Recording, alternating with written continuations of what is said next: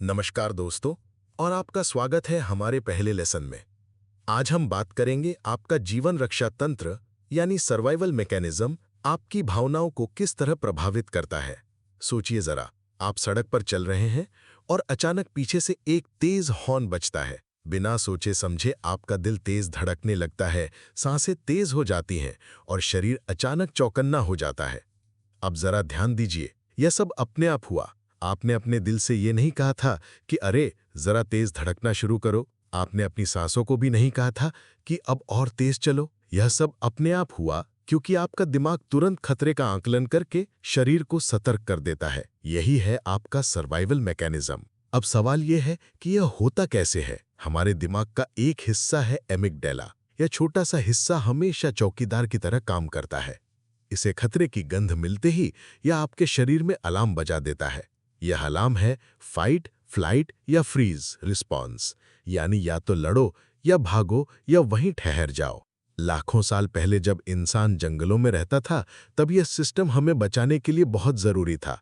शेर दिखते ही अगर हम शांत बैठकर सोचने लग जाते तो शायद जिंदा न रहते।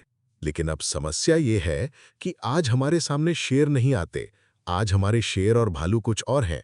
ऑफिस में बॉस की डांट, किसी रिश्ते में तकरार, किसी का हमें नजरअंदाज कर देना या सोशल मीडिया पर मिली आलोचना।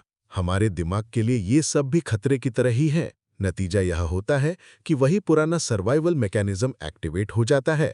दिल धड़कता है, हाथ पैर ठंडे हो जाते हैं, गुस्सा आता है, डर पैदा होता है और कई बार हम या तो आक्रामक हो जाते हैं या पूरी तरह चुप और जड़ हो जाते हैं। यानी आपके शरीर और भावनाओं का रिश्ता सीधा आपके सर्वाइवल मैकेनिज्म से जुड़ा हुआ है। जब आपका दिमाग खतरे का अलार्म बजाता है तो भावनाएं तुरंत पैदा होती हैं। गुस्सा, डर, बेचैनी, यह सब उसी अलार्म का हिस्सा है। अब सोचिए, अगर यह मैकेनिज्म न हो तो क्या होगा। मान लीजिए सड़क पर कार आ रही है और आपको डर ही न लगे तो आप सड़क से हटेंगे ही नहीं। इसका मतलब यह सिस्टम बुरा नहीं है। समस्या तब होती है जब यह सिस्टम गलत जगह पर अलार्म बजा देता है।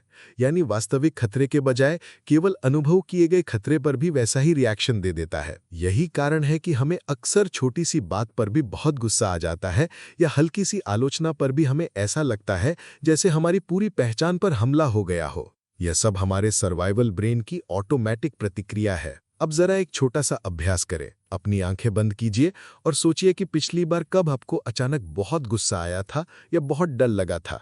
उस समय आपके शरीर में क्या हुआ था। दिल की धड़कन, सांसें, पसीना, हाथ पैर का कांपना, इन सबको याद कीजिए। यही आपके सर्वाइवल मैकेनिज्म की कार्यवाही थी। तो दोस्तों, इस लेसन का मुख्य संदेश यह है, आपकी भावनाएं अचानक कहीं से नहीं आती।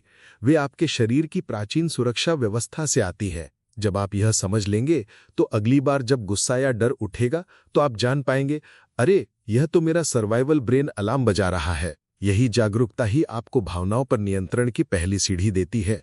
अगले लेसन में हम देखेंगे कि ईगो क्या होता है और यह हमारी भावनाओं को किस तरह और जटिल बना देता है।